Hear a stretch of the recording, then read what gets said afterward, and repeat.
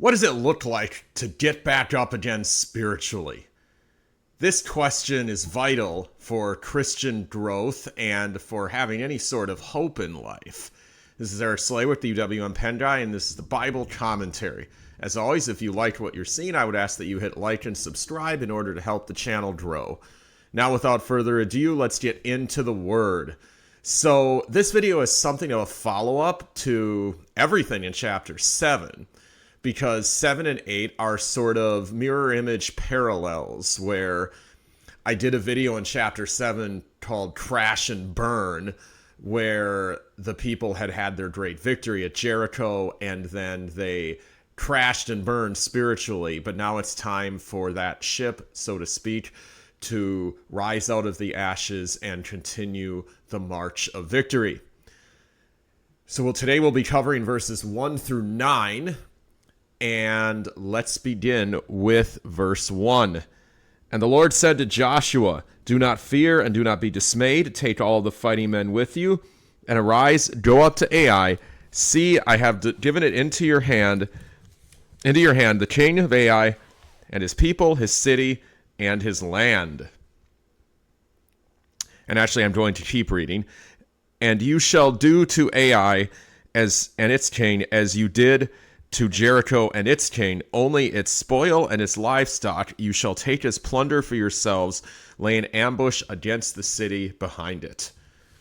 So, first of all, we are reminded of what the Apostle Paul says about the nation of Israel's future, where he says that, have they stumbled so as to fall? Certainly not.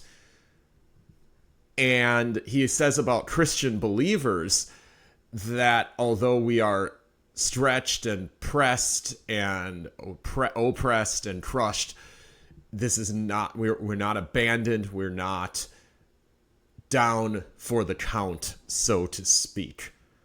So in verse 1, it's interesting here that this chapter will emphasize a different side of the providential working of God from what happened in chapter 6. Here, there's much more emphasis on, to use that verse that has come up many times, work out your salvation with fear and trembling, for it is God who works in you to will and to do according to the good pleasure. This time, the emphasis is most definitely upon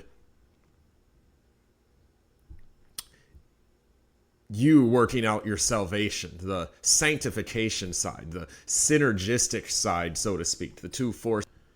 And so you'll see Israel engaging in battles. This is kind of the ordinary means of providence.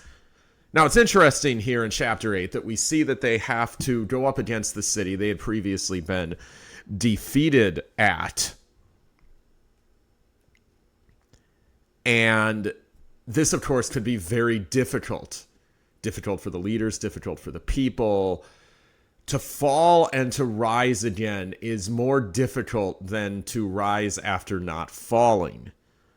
And the very need for the verses I mentioned at the beginning of this video sort of demonstrate that the reality that Christians need encouragement in order to not stumble so as to fall for a very long time. In Israel's future, this is indeed what they will do. As one of the later prophets says, this people are backslidden with a perpetual backsliding. So here we have the cycle of encouragement. Encouragement from God, from 1 all the way through the beginning of 6. Then victory, then extreme discouragement. It took just one major defeat to essentially undo all of that encouragement.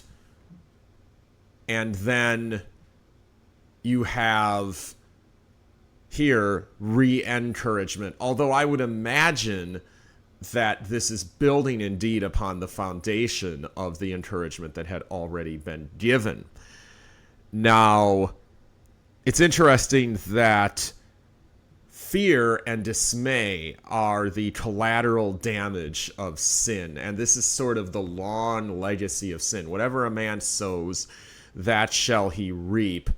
And I think here the Israelites are definitely reaping the bitter fruit of their failure at before the walls of Ai the first time, in as much as they are probably having a difficult time and need further encouragement from God. This teaches us that, as Paul points out in the New Testament, the gift of encouragement is a very real thing. It's a very vital thing.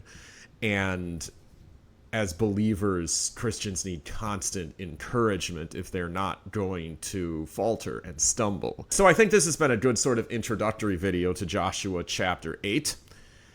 Now, if you're going through life without encouragement, if you're like the Israelites before Jericho or before Ai, and you want to be like the Israelites before Jericho, then I would encourage you to consider the gospel. And for Christian believers, consider the vital importance of encouragement. Encouragement is a necessary part of the body of Christ. Encourage someone, or don't hesitate to take encouragement. So until next time, this is Eric Slay with DWM Pen Guy, and this has been the Bible Commentary.